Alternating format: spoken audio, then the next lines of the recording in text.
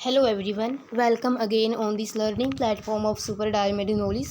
Guys, आज की इस वीडियो में हम डिस्कस करने वाले हैं चाइल्ड डेवलपमेंट एंड पेडागोजी का एक इम्पोर्टेंट टॉपिक जिसका नाम है सतत एवं व्यापक मूल्यांकन, यानी कि कॉन्टीन्यूअस एंड कॉम्प्रिहेंसिव इवैल्यूएशन, जिसको CCE इंग्लिश में बोला जाता है, कॉन्टीन्यूअस एंड कॉम्प्रिहेंसिव इवैल्यूएशन। जो ये इवैल्यूएशन है, इवैल्यूएशन शब्द का मतलब क्या होता है? मूल्यांकन, यानी कि किसी के मूल्य को आंकना। जब फॉर एग्जांपल जब हम स्कूलों में बच्चों के एग्ज़ाम्स लेते हैं तो वो भी एक प्रकार से मूल्यांकन का ही एक प्रकार है। उसमें हम ये असेस करते हैं, ये आकलन करते हैं कि बच्चों ने कितना सीख लिया है और उनकी कमियां कहाँ कहाँ पे हैं और कमियों को सुधारने के लिए क्या क्या तरीके जो हैं वो अपनाई जा सकती हैं। जो ये सतत और व्यापक मूल्यांकन है वो शैक्षिक यानी कि स्कोलेस्टिक स्तर पे किया जाता है, जो कि शिक्षा से संबंधित आकलन इसको बोला जाता है। सहज शैक्षिक यानी कि को स्कोलेस्टिक, शिक्षा के साथ साथ किए जाने वाले अन्य काम जैसे कि डांस, ड्रामा, कल्चरल एक्टिविटीज़ का मापन, ये सभी को स्कोलेस्टिक एक्टिविटीज़ होती हैं जिनका भी इवैल्यूएशन किया जाता है। और ये इवैल्यूएशन दो प्रकार का होता है, formative and summative assessment. Formative होता है रचनात्मक मूल्यांकन और जो समेटिव होता है योगात्मक मूल्यांकन। फॉर्मेटिव होता है जो डेली बेसिस पे चलता रहता है, वीकली चलता रहता है और ये मंथली भी चलता रहता है। जैसे जो सेट के एग्ज़ाम होते हैं स्कूलों में, S8 इनके स्टूडेंट असेसमेंट टेस्ट होते हैं और हाफ ईयरली एग्ज़ाम होते हैं, HYA यानी कि हाफ ईयरली एग्ज़ाम्स होते हैं। तो ये सभी तरीके हैं फॉर्मेटिव असेसमेंट के। समेटिव होता है जब साल में एक ही बार किया जाता है बच्चों का। सतत एवं व्यापक मूल्यांकन सेमेस्टर सिस्टम है, यानी कि इसमें बच्चों के सेमेस्टर सिस्टम से एग्ज़ाम्स लिए जाते हैं, 3-3 महीने में, 6-6 महीने में एग्ज़ाम्स लिए जाते हैं। कुछ पॉइंट हैं जिनको मूल्यांकन में शामिल नहीं किया जाता, यानी कि मूल्यांकन में इनको शामिल बिल्कुल भी नहीं किया जाता। छात्रों की कमियों का पता लगाना मूल्यांकन से शामिल नहीं है।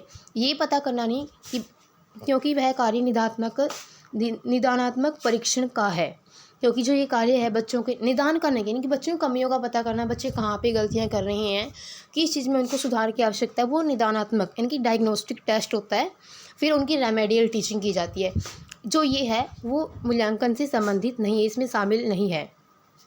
बच्चों का वर्गीकरण करना, यानी कि बच्चों को क्लासीफाई करना, ये भी मूल्यांकन में शामिल नहीं है कि ये बच्चे प्रभावशाली, औसत या फिर औसत से नीचे। इनका मतलब ये है कि बच्चों को ये कभी भी हम क्लासीफाई नहीं कर सकते, ये बच्चे इंटेलिजेंट हैं, ये बच्चे वीक हैं, ये एवरेज हैं। ऐसे क्लासीफाई करने से बच्चों में हीन भावना पनपेगी और पढ़ाई के प्रति एक नकारात्मक वातावरण का निर्माण होगा।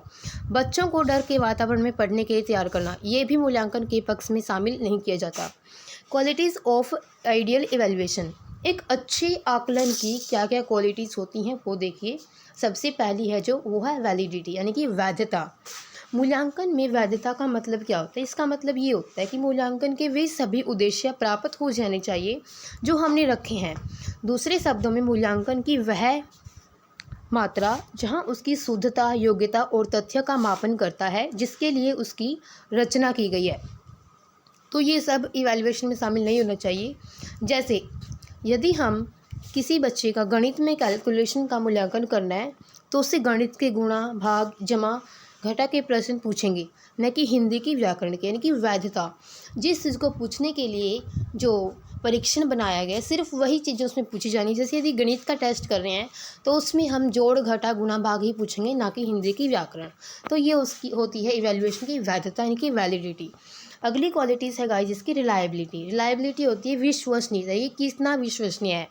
परीक्षण का ये वह गुण है जिसके द्वारा हम परीक्षण पर विश्वास करते हैं, और विश्वास इसलिए करते हैं क्योंकि उसी तथ्य को समानता से मापन करते हैं। जैसे बच्चे की कोई भी परीक्षा ली गई है और उस परीक्षा में 50 में से 40 मार्क्स आए। अब इस परीक्षा या बच्चे को इस पेपर को कभी भी किसी भी समय किसी और शिक्षक के द्वारा जांचा जाए, किसी और शिक्षक के द्वारा इसका मूल्यांकन करवाया जाए, तो भी उसके मार्क्स उतने ही हों, ना कि उससे कम और ना ही उससे ज़्यादा। तो ये भी एक अच्छी मूल्यांकन की विशेषता होती है, रिलायबिलिटी, विश्वसनीयता। इनकी बच्चे के सेम मार्क्स आने चाहिए, चाहे उस पेपर को किसी भी टीचर से चेक करवाया जाए। अगला क्वेश्चन है ऑब्जेक्टिविटी, यानी कि MCQs। उत्तम परीक्षा में वस्तुनिष्ठता का होना भी आवश्यक है। प्रश्नों के उत्तर निश्चित होने चाहिए और एक प्रश्न का उत्तर एक ही हो। उनके अंक लगाते समय परीक्षक की पसंद या नापसंद का कोई भी प्रभाव ना पड़े। अंक चाहे कोई भी लगाए, परीक्षार्थी को उतने ही अंक मिलने चाहिए, यानी कि किसी भी एक प्रश्न के लिए उत्तर एक ही निश्चित होना चाहिए। अगला है स्टैंडर्डाइज यानी कि मानकता। मानकता होना किसी भी परीक्षण के लिए बड़ा ही ज़रूरी है। परीक्षा के ऊपर किसी भी विशेष संस्कृति का प्रभाव नहीं होना चाहिए।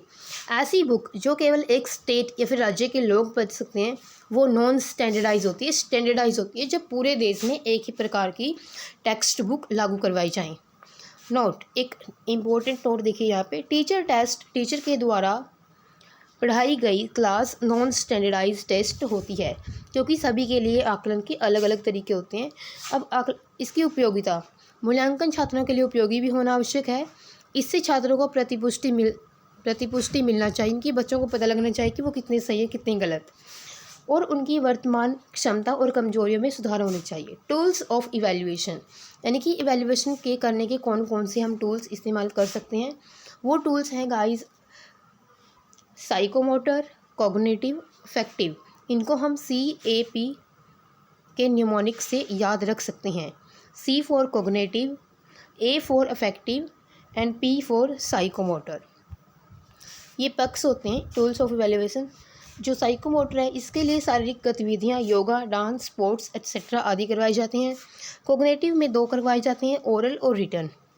ओरल में बच्चों से डिबेट, स्टोरी, क्विज, डिस्कशन जैसी गतिविधियां करवाई जाती हैं, और रिटन में बच्चों से objective type, short answer type, long answer type questions लिखवाए जाते हैं। तो ये रिटन की फॉर्म में होते हैं।